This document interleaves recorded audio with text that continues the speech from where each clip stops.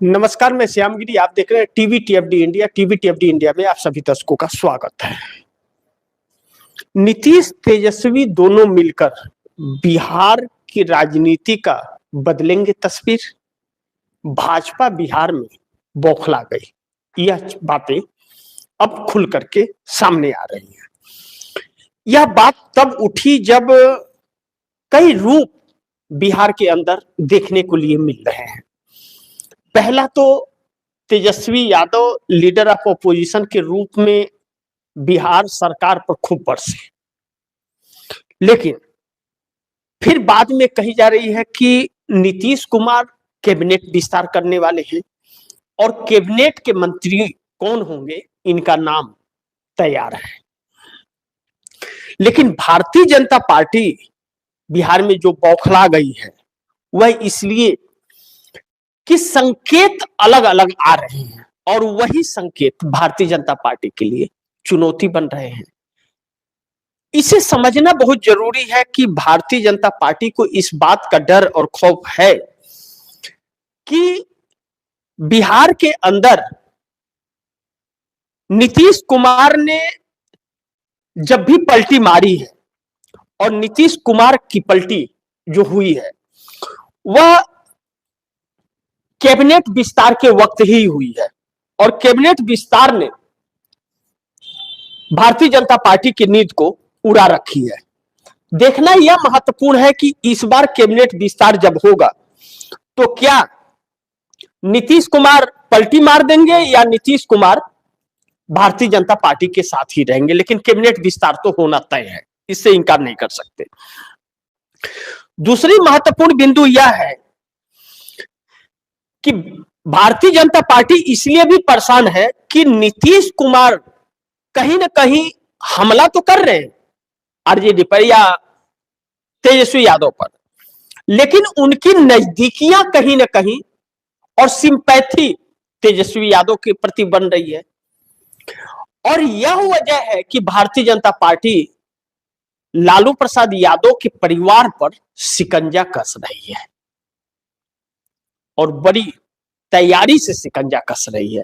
हकीकत यह है कि आरजेडी को बीएसपी बनाने की तैयारी में है भाजपा कि आरजेडी जो बिहार में है एक मजबूत स्थिति में थी और अब इस वक्त कमजोर हुई है, तो इसे बीएसपी बना दिया जाए, यानी कि बहुजन समाज पार्टी मायावती वाला हाल कर दिया जाए कि न 13 में न 56 में किसी में भी न रहे, इसका वजूद समाप्त हो जाए।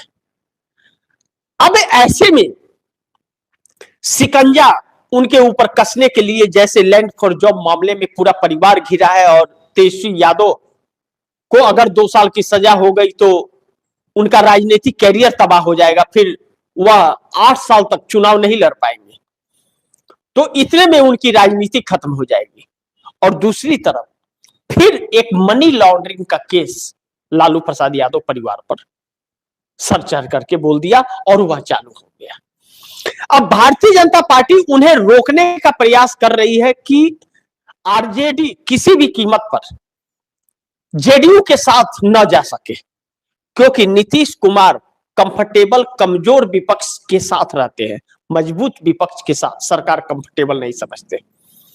इसलिए नीतीश कुमार जिस तरह से मोदी सरकार घेर रही है, हर चक्रव्यूह में घिरी हुई है, चाहे एप्स्टीन फाइल की बात कर ले, चाहे अमेरिकी ट्रेड डील की बात कर ले और चाहे जनरल नरवणे की किताब पर जिस तरह से घिरी है, उससे कहीं ना कहीं आने वाले वक्त में जेडीयू के लिए भी संकट पैदा होगा।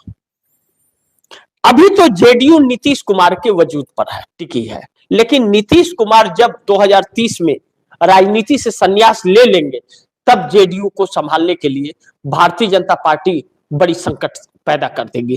क्योंकि इस वक्त भारतीय जनता पार्टी का जो हाल है, पूरे देश के अंदर भारतीय जनता पार्टी के विरोध में भारतीय जनता पार्टी के ही लोग आकर के खड़े हो गए हैं।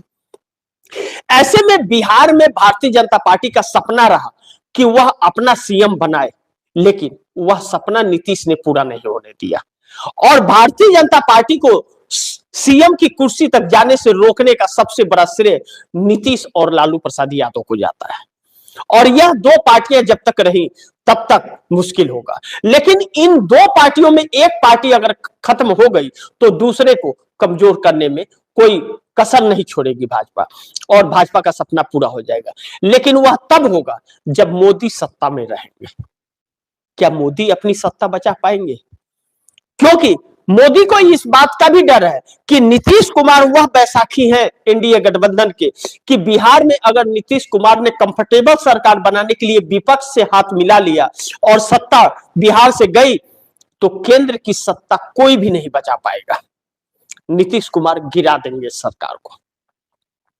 इसी बात का खौफ भारतीय जनता पार्टी को है, जो बौखलाहट सी भाजपा में मची हुई है। लेकिन तेजस्वी यादव 25 सीटें आने के बाद विधानसभा में उनकी राजनीतिक कैरियर पर बहुत बड़ा सवाल खड़ा हो गया है। हालांकि कांग्रेस अपनी अलग रणनीति पर अब बिहार में काम करती नजर आ रही है। आने वाले चुनाव में आरजेडी के साथ गठबंधन में रहेगी, उनके शर्तों पर ऐसा संभव नहीं है, क्योंकि कांग्रेस अब एकल चलो की राजनीति में जाती हुई नजर आ रही है। ऐसे में कांग्रेस अलग अलग रणनीति बिहार के अंदर बना रही है। लेकिन महागठबंधन की सरकार सिर्फ और सिर्फ लालू प्रसाद यादव के परिवार की वजह से नहीं आया, क्योंकि चुनाव के वक्त उसके ऊपर अमित शाह का शिकंजा कस गया। लैंड फॉर जॉब मामले में रेगुलर सुनवाई शुरू हो गई पीएमएलए कोर्ट में। अब पप्पू यादव को लेकर के भी भारतीय जनता पार्टी के कोटे से बने गृह मंत्री सम्राट चौधरी ने जिस तरह पप्पू यादव को भी जेल के अंदर डलवाया, भारतीय जनता पार्टी के ऊपर सवाल खड़ा हो गया है। पटना से लेकर किशनगंज तक समर्थक पप्पू यादव के वह आक्रामक थे, गुस्से में थे। जिस कोर्ट में पेश होना था पप्पू यादव को, पप्पू यादव दिल्ली से उसी कोर्ट में पेश होने के लिए रात को पटना पहुंचते हैं और रात को ही पुलिस उठा लेती है। यह भी नहीं बताती कि क्यों उठा रही है, जब वह कोर्ट में पेश होने ही गए। और कोर्ट में ही पेश होना है तो पप्पू यादव ने तो यहां तक कहा कि हमें हाउस अरेस्ट कर लो, सुबह कोर्ट में पेश हो जाएंगे। लेकिन वह अपने जेल में डालने के लिए आतुर थी पप्पू यादव को। आखिरकार बिहार पुलिस पप्पू यादव को जेल में डाल देती है और आक्रोश का शिकार हो जाती है। यह साफ दर्शाता है कि सम्राट चौधरी अपनी ताकत दिखाने के लिए पप्पू यादव को गिरफ्तार किए। लेकिन क्या सिर्फ इतनी ही बात थी ताकत दिखाने के लिए, या कुछ और? कहा यह जा रहा है और चर्चा इस बात की है कि पप्पू यादव जो कांग्रेस में अपनी पार्टी का विलय कर चुके हैं, पप्पू यादव भारतीय जनता पार्टी के लिए आने वाले वक्त में बहुत संकट पैदा कर सकते हैं।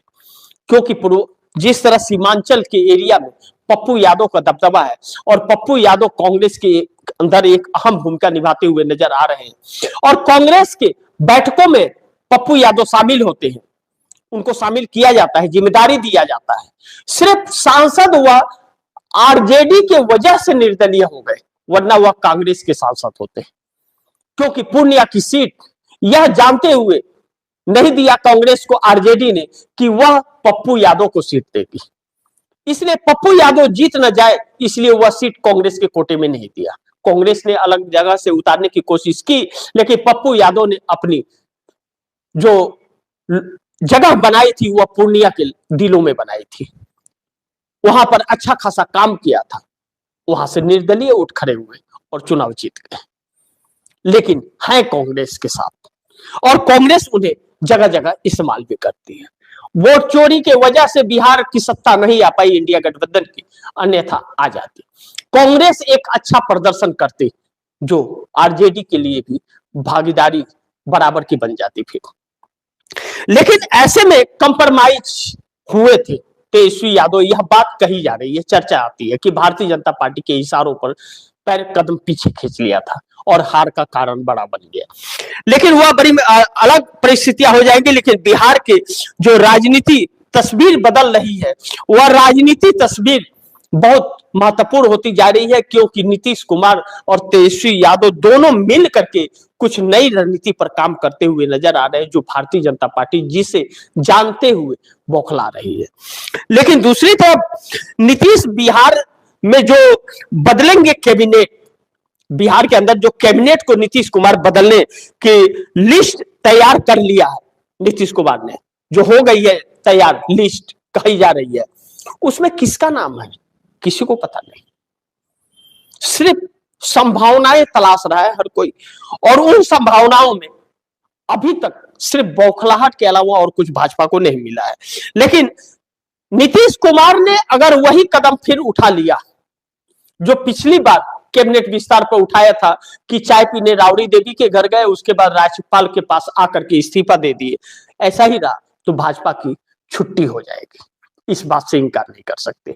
बिहार एक नई कहानी लिखता हुआ नजर आ रहा है, जो बिहार का असर सीधा दिल्ली के केंद्र की सत्ता पर पड़ेगा, इस बात से इनकार नहीं कर सकते। बाकी देखते हैं क्या होता है, जो भी होगा खबरें आप दर्शकों तक लाता रहूंगा। आप दर्शकों की क्या राय है, क्या सुझाव है, कमेंट बॉक्स में जरूर दीजिएगा। इस खबर को ज्यादा से ज्यादा शेयर कीजिएगा, अपने दोस्तों को भी कहिएगा आगे शेयर करें।